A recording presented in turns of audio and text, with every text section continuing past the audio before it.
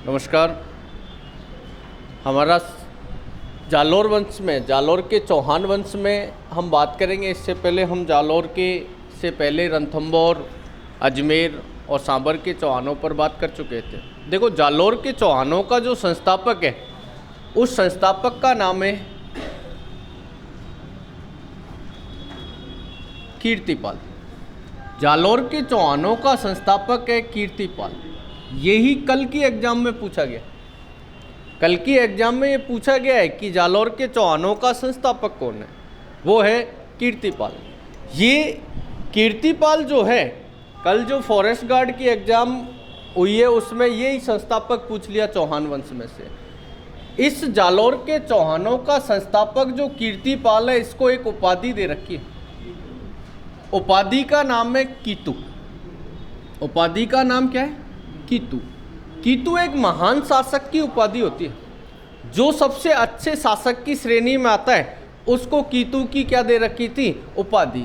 और कीतु एक महान शासक की जो उपाधि है, ये महान शासक की उपाधि किसने दी थी? तो महान शासक की उपाधि इस कीर्तिपाल को दी थी Munot Nancy. Munot Nancy. Nancy Marwar का एक जसवंत सिंह के दरबारी कवि था और बड़ा साहित्यकार था। नैन्सी ने पूरे मारवाड़ का इतिहास लिखा है। उसी मुनोत नैन्सी ने इस कीर्तिपाल कीतु, जिसने जालोर में चौहान वंश की स्थापना की थी, इसके लिए उपाधि दी। कौन सी? कीतु की।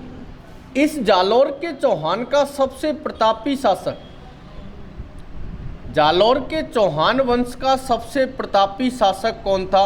अगर सबसे प्रतापी शासक की अगर बात करें तो जालोर के चौहान वंश में सबसे प्रतापी और सबसे बेहतरीन शासक जो था उसका नाम था कान्नड़ देव।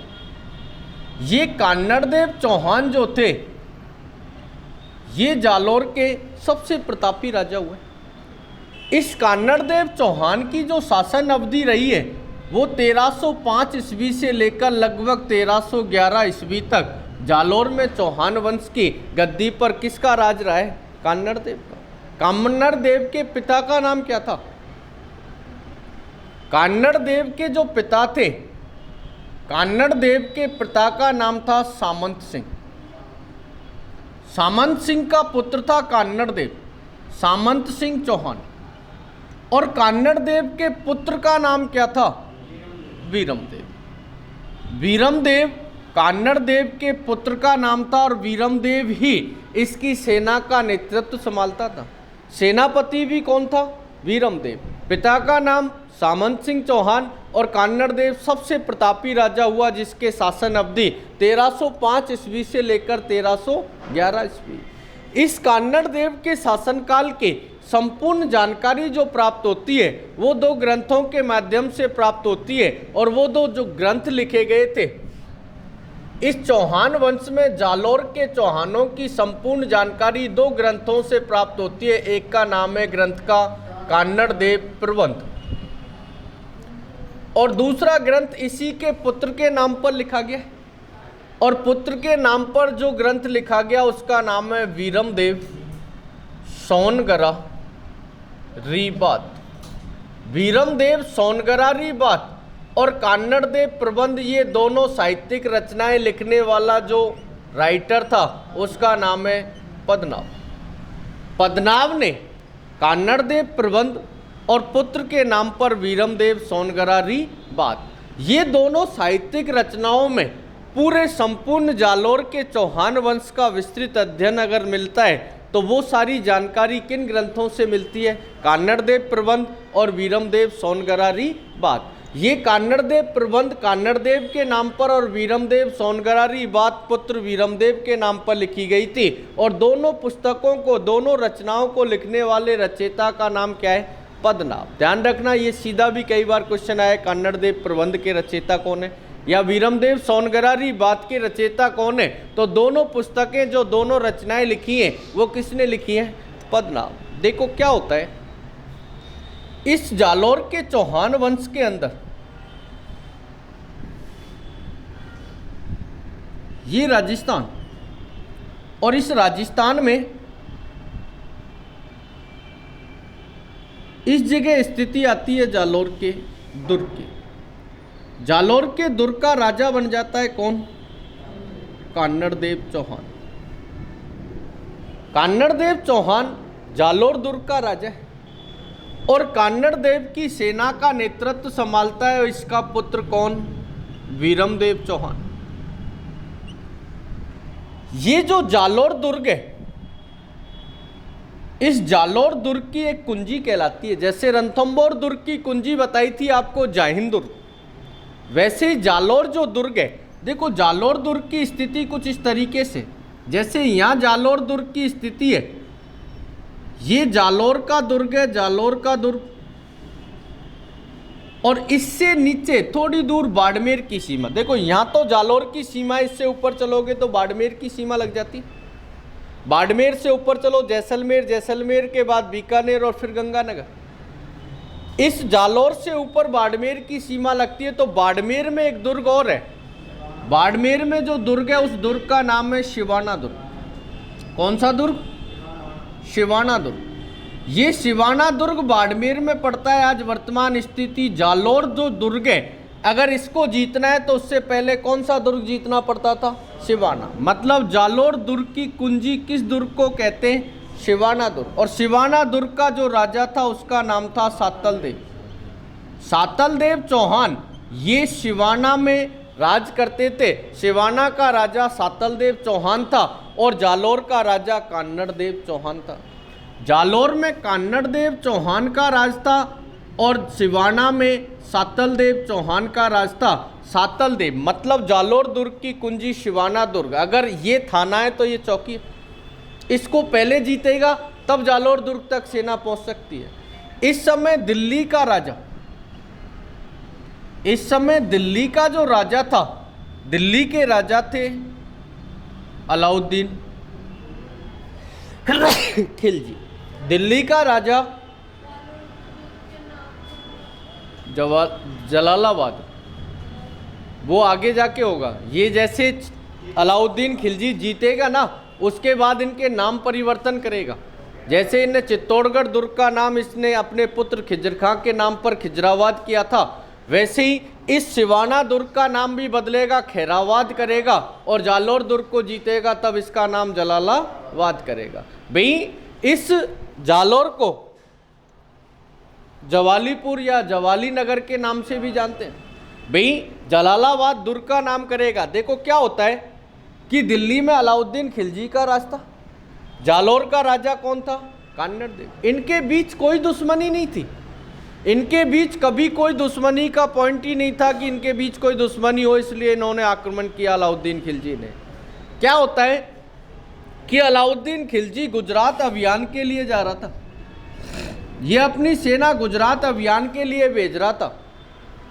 तब जब कोई राजा की सेना दूसरी रियासतों में होकर निकलती थी तो उस राजा के वहाँ से एक तरीके से परमिशन ली जाती थी, क्योंकि हजारों की संख्या में जब सेना निकलती थी तो वो सेना से फसल नष्ट होती थी। इस वजह से दूसरे राजा की रियासत में होकर जब सेना निकलती थी तो उस राजा को अवगत कराया जाता था, सूचित कराया जाता था। अलाउद्दीन खिलजी ने जालोर के राजा कान्नड़देव चौहान से अवगत कराया था कि राजदूत भेजकर कि मेरी सेना गुजरात के लिए जाएगी और आपके क्षेत्र से होकर निकलेगी। तो कान्नड़देव ने से जब इसने रास्ता मांगा तो इसने साफ सुथरा ही मना कर दिया इसको, अलाउद्दीन खिलजी को, कि तू खुद सही आदमी नहीं है, तू खुद करप्टेड आदमी है, मेरे क्षेत्र से निकलेगा, फसल भी नुकसान होगी और उसके अलावा तेरे पे विश्वास नहीं है तो मैं तो तुझे रास्ता दूंगा ही नहीं। रास्ता नहीं दिया। तो ये अलाउद्दीन खिलजी की सेना, इधर मालवा पड़ता है, मालवा एमपी में, आज वर्तमान स्थिति एमपी में पड़ती, इसकी सेना दिल्ली से होती हुई मालवा आती है और मालवा से होती हुई कहाँ आती है? गुजरात। गुजरात अभियान संपन्न किया। तो इस अलाउद्दीन खिलजी ने क्या किया कि जब गुजरात अभियान इन्होंने कंप्लीट कर लिया तब अपने सैनिकों को आदेश कर दिया कि निकटवर्ती एक दुर्ग है, कौन सा? जालोर। आप उस जालोर दुर्ग पर जाकर लूटपाट मचा दो, क्योंकि इसके तो अंदर वो टीस थी ना कि मुझे रास्ता नहीं दिया, इसलिए इसने जालोर दुर्ग पर उत्पात मचाने का आदेश कर दिया। तो कुछ सैनिक यहाँ से चले गुजरात अभियान को अंजाम देने के बाद और जालोर दुर्ग के आसपास के क्षेत्र में उत्पात मचाना स्टार्ट कर दिया। तब इस कान्नड़ देव का पुत्र था वीरम देव, बहुत सुडूल कद काठी का था, सुंदर भी बहुत था। ये सुडूल कद काठी का और बहुत सुंदर व्यक्तित्व का धनी था और अच्छे व्यक्तित्व वाला था। और वीरमदेव बहुत तीव्र नीति से युद्ध करता था। जब वीरमदेव को पता लगा कि हमारे क्षेत्र में उत्पात मचा रहे, तब ये वीरमदेव आता है और वीरमदेव के सामने इस अलाउद्दीन खिलजी के सैनिक कुछ ही समय रुक पाए, नहीं भागने पे मजबूर कर दिया इसने। इतने तीव्र वेग के साथ युद्ध लड़ा इनके साथ कि कुछ तो सैनिक जहाँ जैसे मौका मिला, कोई खेतों में जाकर छुप गया, कोई नदी नालों में होकर भाग लिया। कुछ बहुत तेज भागने वाले थे ना, वो यहाँ से गुजरात से मालवा होते हुए कहाँ पहुँच गए, दिल्ली।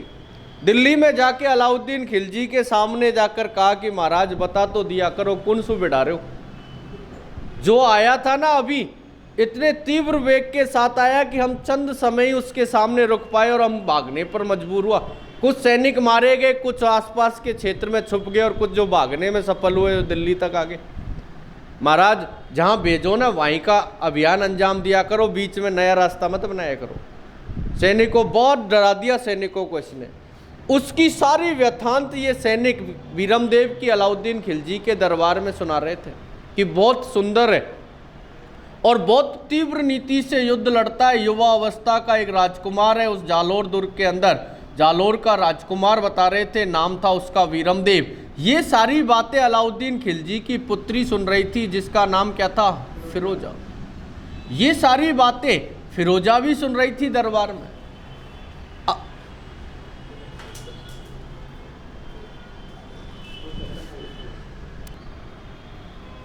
देखो भाई, ये सारी बातें फिरोजा सुनी रही थी। अब फिरोजा के दिमाग में वो बातें क्लिक तो करी गई थी, पर कभी भी वीरमदेव को फिरोजा ने भी नहीं देखा था। कुछ समय पश्चात कान्नड़ देव राजदूत बनाकर वीरमदेव को दिल्ली दरबार भेजता है अलाउद्दीन खिलजी के यहाँ। वीरमदेव अलाउद्दीन खिलजी के यहाँ राजदूत बनकर जाता। अब राजदूत जब कोई जाए तो राजदूत को वो तो एक संदेश लेकर आता है, तो राजदूत की मेहमान नवाजी की जाती है, राजदूत के साथ प्रतिघात नहीं किया जाता। दिल्ली दरबार पहुंचा शाम के समय, तो सह सम्मान इस अलाउद्दीन खिलजी ने इसको रुकने का स्थान दिया वीरमदेव को। जब इसने भरे दरबार में जाकर अपना परिचय दिया कि अलाउद्दीन खिलजी के दरबार में पहुंचकर वीरमदेव परिचय देता है कि मैं जालोर के राजा कान्नड़ देव का पुत्र और वहाँ का सेनापति वीरमदेव। जब वीरमदेव का नाम सुना तो फिरोजा ने उसकी तरफ झांक के देखा, और जब फिरोजा ने पहली बार वीरमदेव को देखा तो वहीं पहली बार इसको जो फर्स्ट हैंड साइट हो जाता है ना, वो यहीं हो गया था। पहली बार में ही प्रेम कर बैठी ये फिरोजा इस वीरमदेव के साथ। अब वीरमदेव के साथ प्रेम कर बैठी तो वीरमदेव को रुकने का मेहमान नवाजी में रोक दिया गया। जहाँ वीरमदेव को रोका गया, जिस कक्ष में वीरमदेव रुका था उसके आसपास ही घूमने लगी ये फिरोजा। कोई भी जो उसको चाय कॉफ़ी ले जाता तो वो उनसे लेकर खुद जाती थी चाय कॉफ़ी लेके। मतलब उसने तो शाम तक होते होते अपने पिता के सामने ये बात रख दी अलाउद्दीन खिलजी के सामने कि मैं, फिरोजा कहती है कि मैं शादी करूंगी इस वीरमदेव के साथ। अलाउद्दीन खिलजी ने सोची कि यार ये क्या कह रही, फिर भी समझाया इसने कि बेटा अपन दिल्ली सल्तनत की राजकुमारी हो और वो एक छोटे से जालोर रियासत के राजा का पुत्र है, मतलब वहाँ का राजकुमार है, अपने बराबर का नहीं है। फिर भी तो जिद्दी पकड़ गई कि नहीं, मैं तो शादी करूँ तो किसके साथ करूँ, वीरमदेव के साथ। अलाउद्दीन खिलजी क्या करता बेचारा, पुत्री मोह में मजबूर हो गया और मजबूर होकर ये अलाउद्दीन खिलजी खुद स्वयं वीरमदेव के पास पहुंचता है। परंतु राजा था, दिल्ली सल्तनत का राजा था, मिन्नत भी कैसे करता है, यानी तो सीधा ही जाके बोल दिया उसको कि वीरमदेव हमारी तरफ से एक प्रपोजल है तेरे लिए। और प्रपोजल क्या है कि मेरी पुत्री फिरोजा तुझसे शादी करना चाहती है। बीरमदेव भी घबरा गया, यार अभी अभी आया हूँ और आके शादी पे आगे सीधे कि मैं तुझसे यही कहने आया हूँ, कोई रिक्वेस्ट करने नहीं आया। सुबह तक तुझे सोचने का समय, अगर सुबह तूने हाँ में जवाब दिया तो तेरे गले में वरमाला पहनाएंगे, अगर ना में जवाब दिया ना तो ये तलवार है ना जो तेरे काम आ जाएगी, इस तलवार से तेरा धड़ सर से अलग कर दिया जाएगा, धड़ से सर अलग कर दिया जाएगा। ये कहकर अलाउद्दीन खिलजी चला गया। अब बीरमदेव के इतनी टेंशन हो गई कि ना नींद आए।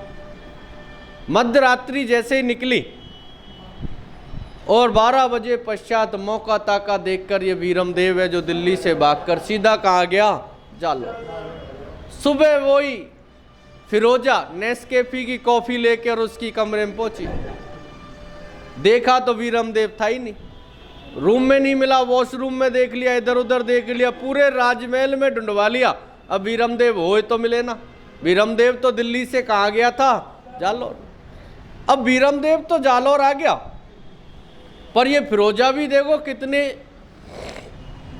ये फिरोजा भी चलती है यहाँ से और यहाँ से ये अगले ही दिन कहाँ पहुँच जाती है, जालोर। पीछे पीछे जालोर ही चली आई और बड़े दरबार में, कान्नड़ देव के बड़े दरबार में दुहाई देने लगी कि मेरे साथ नाइंसाफी हुई है। जब कान्नड़ देव राजा के सामने एक लड़की आकर खड़ी हो जाती है तो कान्नड़ देव ने पूछा कि पुत्री आपके साथ क्या नाइंसाफी हुई है और आप हो कौन। तब इसने अपना परिचय दिया कि मैं दिल्ली सल्तनत की राजकुमारी अलाउद्दीन खिलजी की पुत्री, और मेरे साथ यहाँ जालोर के एक राजकुमार ने नाइंसाफी की है। कि कौन था, नाम था बीरमदेव। जब बीरमदेव का नाम आया तो कान्नड़ देव भी सीट से खड़ा हो गया कि यार ये कल ही तो भेजो, रात रात भी नहीं रुको, ई का करके आयो वहाँ। तब इस अलाउद्दीन खिलजी की पुत्री फिरोजा ने कहा कि मैं बीरमदेव और मेरी शादी होने वाली थी, परंतु वो बीच में ही भाग के आ गया वहाँ से। बीरमदेव को बुलवाया कान्नड़ देव ने कि बता ये क्या बात है, ये कह रही है जो सत्य है। तब उसने कहा कि पिताजी ये वन साइड प्रेम है, ये अपनी तरफ से करती है, मेरी तरफ से कोई बात नहीं है। इन्होंने जबरन मुझसे शादी करने का प्रपोजल रख दिया इन्होंने बाप बेटी ने मिलकर, और मुझे सुबह सुबह अगर नहीं भागता ना तो मुझे 100% शादी करा देते, इसलिए मैं रात को भाग के आ गया। तो अब क्या चाहता है कि हमारे दरबार तक आई, अगर इसकी रजामंदी है और तू भी यस करता है तो तुम्हारी शादी अभी करवाई जाएगी। तो अब उसने कुछ ऐसे कटु शब्द बोल दिए थे बीरमदेव ने कि मैं अपनी शादी किसी मोमडन लड़की से करके वंशनाश नहीं करना चाहता। ये कहा तो राजपूत सरदारों ने टेबल थपथपा दी वहाँ कि क्या बढ़िया बात कही है कि मोमडन से शादी नहीं करूँगा, राजपूताना में जन्म लिया है तो राजपूताना में ही शादी करूँगा। ये कहने तो ये बात उसको भी चुप गई, फिरोजा को भी। वो तो दिल्ली सल्तनत की राजकुमारी थी। एक चुटकी तो बजाई कान्नड़ देव की तरफ और एक चुटकी बजाई बीरमदेव की तरफ कि सुन, मैं दिल्ली सल्तनत की राजकुमारी यहाँ चैलेंज करके जा रही हूँ जालोर में दरबार के अंदर कि शादी तो करूँगी तेरे से ही, राजी राजी करूँ या गैर राजी करूँ, तैयारी कर लेना, अगला आक्रमण दिल्ली से जालोर के ऊपर ही होगा। और यहाँ से सीधी चली और बढ़ के अलाउद्दीन खिलजी के पास जा पहुँची। पिताजी के सामने वही बातें सारी रो दी कि मुझसे ऐसे ऐसे, और वहाँ आपके लिए भी कुछ बुरा सुरा, मतलब इसके लिए कुछ नहीं बोला था, वो सारी बातें इसने बढ़ा चढ़ा के बोल दी कि वो तो मेरे लिए तो मुझे तो धुतकार ही दिया, पर वहाँ तो आपके लिए भी बोल रहे थे कि तेरा बाप ही करप्टेड है, बाप तो ठीक तेरी माई भी करप्टेड है, और तू खुद भी ऐसी है जो यहाँ तक चली आई। तो मतलब उल्टी सीधी इसने जो लगानी थी वो लगा दी अलाउद्दीन खिलजी के सामने। अब अलाउद्दीन खिलजी भी तैस में आ गया कि अच्छा हमारा प्रस्ताव ही ठुकरा दिया एक तो, और हम खुद पुत्री वहाँ पहुँच गई जालोर, फिर उसको धुतकार कर भेज दिया। तो अलाउद्दीन खिलजी ने सेना का नेतृत्व दे दिया, सेना का नेतृत्व दे दिया एक कमालुद्दीन गुर्ग। इसने एक कमाल का ही सेनापति बुलाया जिसका नाम ही क्या था, कमालुद्दीन गुर्ग। कमालुद्दीन गुर्ग के नेतृत्व में सेना भेजता है ये। तो पहले जालोर से पहले कौन सा दुर्ग जीता जाएगा, शिवाना दुर्ग की घेराबंदी कर दी 1308 ईस्वी में। 1308 ईस्वी में अलाउद्दीन खिलजी ने कमालुद्दीन गुर्ग के नेतृत्व में सेना भेजी और कमालुद्दीन गुर्ग के नेतृत्व में शिवाना दुर्ग, जो बाड़मेर में, वहाँ के राजा कौन थे? सातलदेव। इस सातलदेव चौहान जो राजा था, इस सातलदेव चौहान के शिवाना दुर्ग की घेराबंदी कर ली चारों तरफ से। 1308 ईस्वी में शिवाना दुर्ग पर लगभग 6 माह तक इन्होंने घेराबंदी रखी, परंतु इस सातलदेव का यहाँ एक राजपूत सरदार था शिवाना में, जिसका नाम था बायला पवार या बावले पवार बोल सकते हो। बावले पवार नामक या बायला पवार भी कह सकते हो इसको। ये एक राजपूत सरदार था यहाँ पे। उस राजपूत सरदार को प्रलोभन देकर इस कमालुद्दीन गुर्ग मतलब अलाउद्दीन खिलजी ने अपनी तरफ मिला लिया। तो इस बायले पवार ने विश्वासघात कर दिया सातलदेव के साथ, और सातलदेव के साथ जो विश्वासघात किया, वो सातलदेव के साथ विश्वासघात करके इसने जो यहाँ पेयजल के स्रोत थे, दुर्ग के अंदर जो पानी पीने के जो स्रोत थे और जो रसद सामग्री थी, खान पान की जो व्यवस्था थी, क्योंकि दुर्ग के चारों तरफ तो अलाउद्दीन खिलजी की सेना आ गई थी, और दुर्ग के अंदर की सीमा में परकोटे के अंदर सातलदेव की सेना थी, तो उसकी जो रसद और पेयजल की व्यवस्था थी, उसमें गो मांस डालकर, गाय का मांस डालकर उसको दूषित कर दिया इसने, बायला पवार ने। अलाउद्दीन खिलजी की तरफ मिलते हुए इस बायला पवार ने यह विश्वासघात कर दिया। इसलिए कुछ समय तो ये लड़ते रहे, परंतु अंततः जब रसद और पेयजल की व्यवस्था समाप्त हो गई, तो भूख प्यास से तृप्त जो सेना थी वो इतनी प्रताड़ित हो गई थी, इतनी भयंकर परेशान हो गई थी, तो अंततः इनको इस शिवाना दुर्ग के द्वार खोलने पड़े। और यहाँ पर वीर योद्धाओं ने केसरिया वस्त्र धारण कर लिए, और जितनी भी रानी दासियां थी उन्होंने अग्नि में समर्पित होकर 1308 ईस्वी में इस शिवाना दुर्ग के अंदर बाड़मेर में, ये कौन सा 1308 में क्या हो गया? साका। ऐसे 1308 में यहाँ पर कमालुद्दीन गुर्ग ने अलाउद्दीन खिलजी के नेतृत्व में विजय हासिल कर ली। अब जब ये शिवाना दुर्ग जीत लिया, तो अलाउद्दीन खिलजी दिल्ली से चलकर खुद स्वयं आ जाता है। कहाँ? शिवाना। शिवाना दुर्ग में आकर ये अपना आधिपत्य स्थापित कर देता है, और इस शिवाना दुर्ग का नाम बदल देता है और नाम रखता है इसका खैराबाद। क्या नाम रखता है? खैराबाद। ध्यान रखना, शिवाना दुर्ग का नाम बदलकर ये अलाउद्दीन खिलजी खैराबाद कर देता है इसका, और स्वयं शिवाना दुर्ग पर आकर बैठ जाता है। इस कमालुद्दीन गुर्ग को आगे आदेश करता है कि आप तैयारी करें, और किस दुर्ग को जीतना है अपन को? जालोर। जब जालोर की कुंजी शिवाना इन्होंने जीत लिया, तो शिवाना जीतने के बाद जालोर दुर्ग की तरफ इन्होंने आगे बढ़े। यहाँ जालोर दुर्ग पर जो आक्रमण हुआ वो हुआ 1311 ईस्वी में। मतलब 8 में ये जीता, 8 के बाद 9-10 तक तो ये रास्ते में ही चलते रहे, क्योंकि पैदल चाल सेना पूरी दूसरे क्षेत्रों मुल्कों में जाती थी। तो ये सीधी है कि शिवाना बाड़मेर से और जालोर पहुंचने में लगभग इनको 1.5 साल लग गए। आगे चढ़ाई कर दी, लगभग 1 वर्ष तक इस जालोर दुर्ग की घेराबंदी रखी। 1 वर्ष तक वीरमदेव और कान्नड़देव की इस व्यूह रचना को नहीं तोड़ पाई ये सेना। तब यहां पर भी ये जो जालोर दुर्ग है, एक नदी के किनारे, नाम ध्यान रखना, सूकड़ी नदी। कौन सी नदी? सूकड़ी। लूनी की सहायक नदी है। सूकड़ी नदी के किनारे कौन सा दुर्ग आता है? जालोर दुर्ग। जालोर दुर्ग किस नदी पर स्थित है? ये कई बार पूछा गया है, सूकड़ी नदी पर। ये जो जालोर दुर्ग है, इस जालोर दुर्ग पर यहां एक राजपूत सरदार, जैसे यहां था बायला पवार, ऐसे यहां पर भी एक राजपूत सरदार था जिसका नाम था बीका दहिया। ये बीका दहिया जो राजपूत सरदार था जालोर में कान्नड़देव के यहाँ पर, और सेनापति था वीरमदेव। राजा कौन था? कान्नड़देव। राजपूत सरदार का नाम क्या था? बीका दहिया। जालोर दुर्ग किस नदी के किनारे? 1311 ईस्वी में इस जालोर दुर्ग पर क्या होता है कि जब लगभग 1 वर्ष तक इन्होंने इसकी घेराबंदी करके रखी, युद्ध लड़ते रहे, पर ये दुर्ग में अंदर प्रवेश करने का इनको रास्ता नहीं मिल रहा था। तब इन्होंने, अलाउद्दीन खिलजी ने इस बीका दहिया को प्रलोभन दे दिया। ये बीका दहिया धन का लालची था। ये बात अलाउद्दीन खिलजी को पता लगी तो बीका दैया को बुलाकर इसने कहा कि इस दुर्ग में जाने के लिए जो गुप्त सुरंग है उनका रास्ता बता दे। तो बीका दैया ने कहा कि मुझे रास्ता नहीं पता, कौन सी जगह है वो मुझे नहीं पता, सिर्फ राजमहल के गुप्तचर और गुप्त लोगों को, राजा तक को ही पता रहता है कि ये गुप्त सुरंग कौन सी जगह बनाई गई है। मुझे पर उसका भेद पता है कि उसको कैसे ढूंढ सकते, ये भेद बता।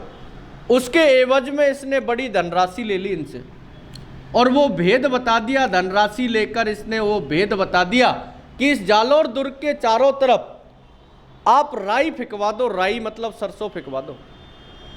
जिस स्थान पर सुरंग होगी, राई को उगने में 2 से 3 दिन लगते हैं, पर जिस स्थान पर सुरंग होगी ना वहाँ एक ही दिन में राई उग जाएगी। बस यही इसका भेद है। बेबहाव अलाउद्दीन खिलजी ने आसपास के गांवों से राई खरीद ली। जिसने जो भाव मांगा उस भाव में राई खरीदी गई और रातों रात जालोर दुर्ग के चारों तरफ क्या फिकवा दी, राई। अगले दिन जिस स्थान पर सुरंगें थी उस स्थान पर राई उगना स्टार्ट हो गई। उसी स्थान से खोदना स्टार्ट कर दिया। अगले दिन बीका दैया समझ गया था कि अब ये दुर्ग में अंतिम साका होगा। बीका दैया अपने घर पहुंचता है और इसकी धर्मपत्नी इस समय चूल्हे पर रोटी बना रही थी। अब महिला जब चूल्हे पर रोटी बनाए ना तब उससे बिल्कुल भी बकवास नहीं करनी चाहिए। पूरे हथियारों के साथ होती है, बेलन, चिमटा, फूकनी सब उसके साथ होते हैं, है ना। तो खाना बनाते समय तो कतई शांति से खाए, शांति से बोले, है ना।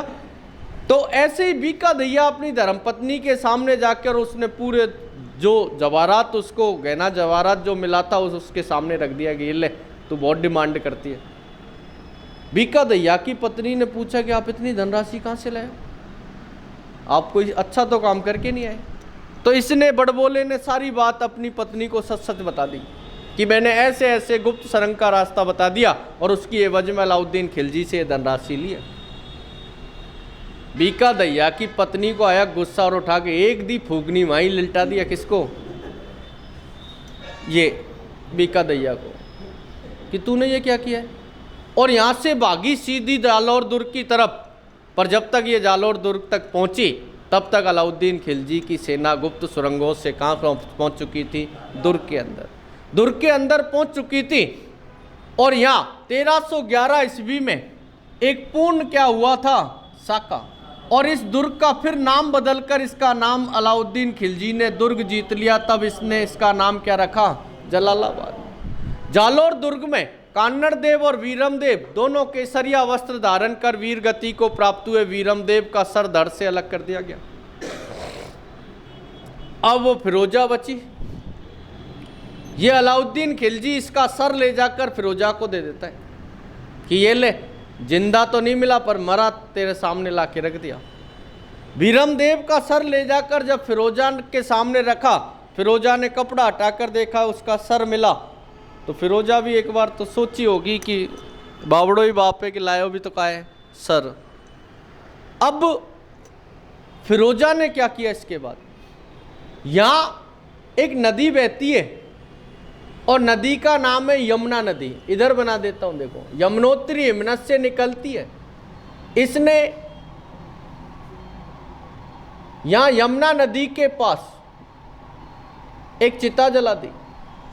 और यहाँ दिल्ली में फिरोजा ने पूरे हिंदू रीति रिवाज के साथ इससे क्या की थी? शादी। निकाह नहीं किया इसने, कबूल वाला सिस्टम नहीं रखा। इसने पूर्णतः शादी की। उसने पूर्ण 7 फेरे, जो फेरे होते हैं ना, वो अग्नि को साक्षी मानकर हिंदू रीति रिवाज के साथ उसके सिर के साथ इसने क्या की? शादी, फिरोजा ने। और फिर इसको पूरा हिंदू रीति रिवाज के साथ इसको दफनाया नहीं, इसको यमुना नदी के किनारे इसके चिता बनाकर इसको अग्नि में जलाकर इसकी अंतिम अंत्येष्टि की इस फिरोजा ने, इस वीरमदेव की। और अंततः इसकी वधू बनकर, इसकी धर्मपत्नी बनकर इसने भी ये जो यमुना नदी बहती है, इस यमुना नदी में कूदकर फिरोजा ने क्या दे दी? जान। आत्महत्या, आत्मदाह कर दिया इसने। इस की चिता को अग्नि देने के बाद यमुना नदी में कूदकर इसने अपनी जान दे दी। ऐसी थी ये फिरोजा, बड़ी वफादार निकली। मरने के बाद भी उसके साथ विवाह किया और उसको पूरे हिंदू रीति रिवाज के साथ विवाह करते हुए उसके अंतिम अंत्येष्टि भी हिंदू रीति रिवाज के अकॉर्डिंग दी, और खुद भी मृत्यु को आस हो गई। अब ऐसी फिरोजाई नहीं मिलेंगी भाई, ध्यान रखना। कोई बबूत भी नहीं लपेट के घूमेगा, क्या है नाम बबूत तो लगा ले। तो इसलिए ये था पूरा जालौर का चौहान वंश, समझ में आया होगा शायद। तो ये टोटल आपने जो बातें पढ़ी ये सब जालौर से संबंधित थी। जालौर में ये 2 शाखे हुए, एक 1308 में और एक 1311 में। ये जालौर दुर्ग पर हुआ है। ये किस दुर्ग पर हुआ? शिवाना दुर्ग। शिवाना दुर्ग का नाम जीतकर खैराबाद किया था, और जालौर दुर्ग का नाम जीतकर क्या किया था? जलालाबाद। ये क्या नाम है?